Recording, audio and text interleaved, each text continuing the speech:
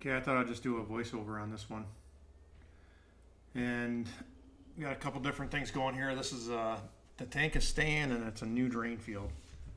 So a couple things I'll mention here. So like in this job, we typically will take the topsoil, go down, dig that out, and then you'll see it later. Well, you can see it now.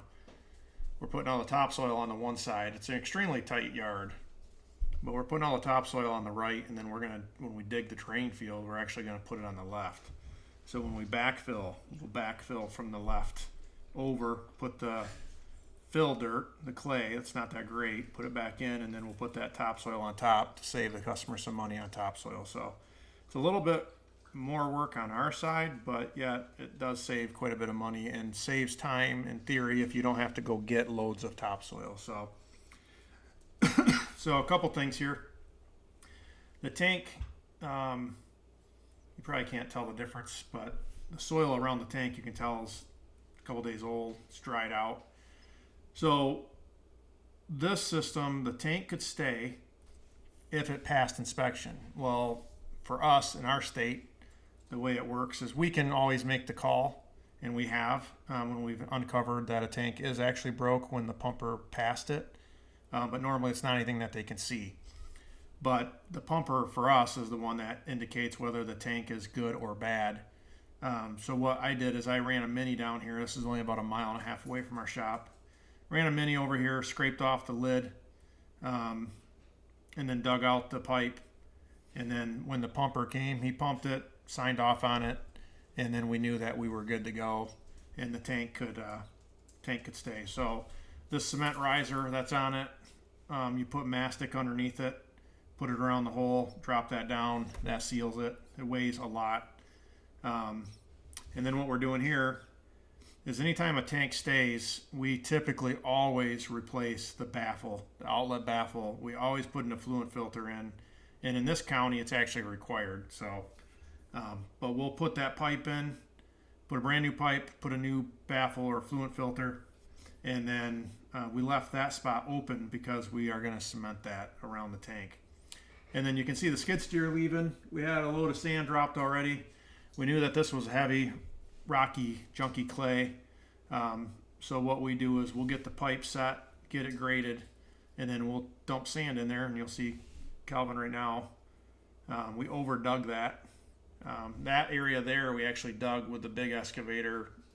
We drove up to the fence and dug our trench out. And then we've got the Leica system in there, so normally you can do a 1%. That one we just eyeballed it because the grade's actually dropping. You can't see that, but so we'll take sand and we'll backfill that entire pipe and compact it and get it all set so it doesn't shift, doesn't move on us. And then that we were just going underneath the fence. So this is our tri-axle dump truck, and kind of like all of it, there's always this one was kind of a challenge just because over to the right you can see the gate. We just fit through the gate with the excavator. Over to the left side of the sand pile you can see that there's a power pole right there, and that power pole was he parks a camper there and can plug it in.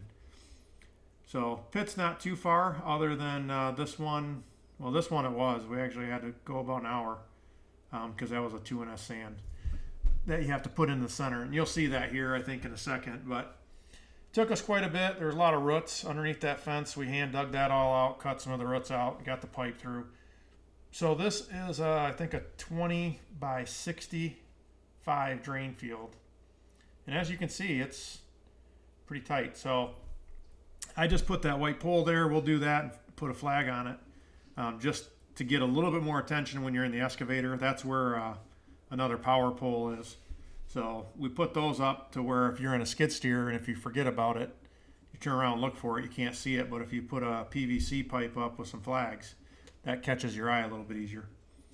And then you can see here Lee is digging a diagonal trench. So we go through, dig this entire drain field, and then the other thing that's kind of, I guess I should mention, is that you didn't get to see him dig the drain field, but there wasn't anybody in there. There wasn't anyone in the drain field with him. Let's floating grade rod. And that's because we have a Leica system that makes it where you don't have to have somebody shoot grade. You can shoot it. So what we're doing here is you're digging a diagonal trench all the way from the far corner to the corner that he's going to back over to by the 2 white poles. And you backfill all that whole thing with 2NS sand. And then you throw a little bit of sand on top. And then you start doing your stone bed. So the only thing that stinks is we didn't get a finished video of this. Battery died and we forgot. So this is, I think, kind of where it ends. But this is a 20 by 60 diagonal cut drain field.